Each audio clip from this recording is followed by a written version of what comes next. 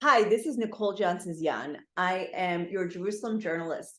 I'm the news editor of All Israel News and All Arab News, and I love to cover all of the issues, everything going on here in the Middle East, and bringing it to you, breaking it down. So I will have links to those websites so you can check out my articles and all of our articles for more in-depth information.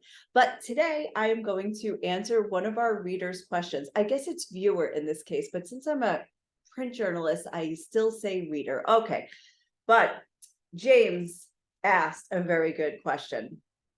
Let me read it to you exactly.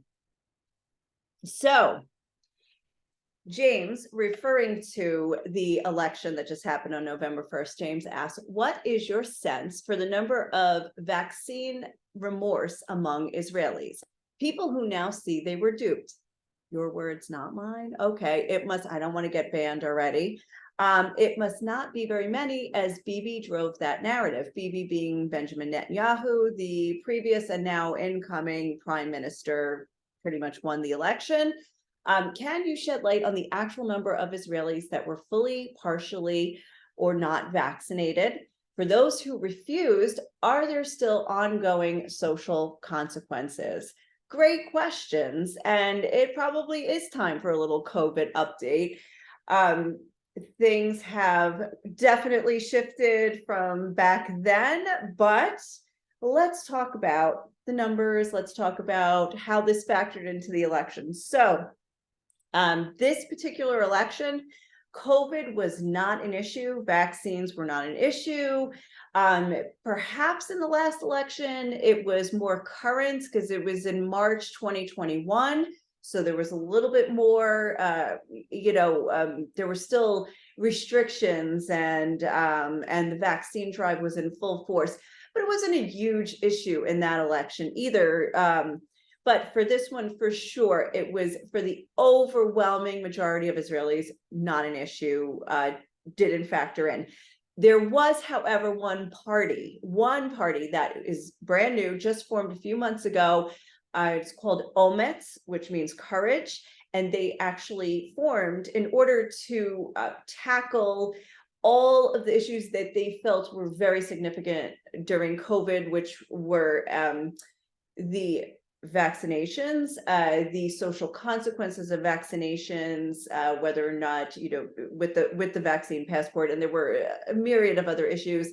I have an article explaining a little bit about that party. I will put a link to that below, so I'm not going to get into it right now, but you can see. So, as you say, Bibi being Netanyahu, Benjamin Netanyahu drove, that's his nickname, drove the narrative. And to be sure, this all started when he was prime minister. And in November of 2020, he actually ordered this first article we had about it, where he said, I have secured the vaccines and I will be bringing them to the country. And starting in December, I think 20th, 21st of that year, the vaccine campaign started in earnest. And I would say a good 70% of the eligible population, being, the certain age groups, were vaccinated by March. It was very fast here. Also, at the time, Bibi said he ordered 36 million vaccine doses from Pfizer. We also have articles where Albert Bourla, the CEO of Pfizer, said that it was because of your prime minister's obsession that I said Israel can be the lab and can be the first. Israel can go first because apparently Netanyahu was calling him at all hours of the night. This is what he told Israeli news at the time.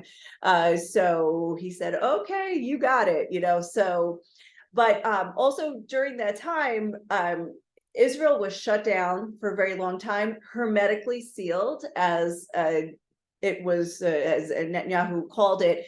The airport was shut down. So for foreigners were not coming into the country. 15 months from March 2020 till May 2021, no foreigners, not even like, maybe an exemption here and there, but no, there was no tourism, no visiting your relatives or anything. But during a period of time in January 2021, there were a couple of weeks where the airport was closed to even Israelis coming in or trying to go out, like done, like families separated, different parts of the globe. So that was a big deal. Anyway, that has all passed. So that brings us to your other question. Are there any existing social consequences for people who haven't been vaccinated?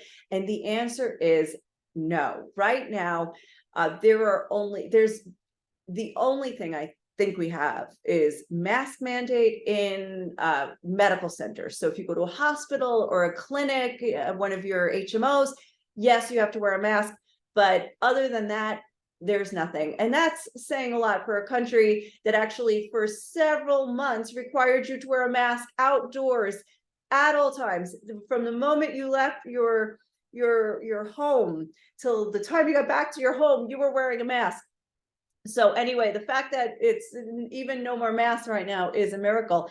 And foreigners, you can come in, everybody come in, even without a PCR test. And that's better than America. America doesn't let you in without a vaccine passport for foreigners. So you also asked about the numbers. So I've got the numbers here. So there are 9.2 million Israelis, 9.2 all ages, 6.7 million have received at least one dose, 6.1 million have received 2 doses, 4.5 million have received 3 doses, and 875,000 have received 4 doses as of this date that you see on the video. So that's where we're at, starting from, so that was December 2020, so it's almost 2 years later. That's the stack of vaccines, but so far, though the third was required to continue your vaccine passport, that's long since dropped. And right now, I would have to say Israelis aren't much as sick from COVID as they are of COVID. So now's the time to come here, come to Israel, come visit. You don't need to take a PCR test and you don't need to show any proof of vaccination. And when you get here, it's pretty much all normal. So hurry up and come because it's been closed for too long. Anyway, welcome back. Let me know if you're coming. Let me know if you have any more questions. Like the video if you liked it. Please don't ban me from Facebook. I only just started YouTube, and subscribe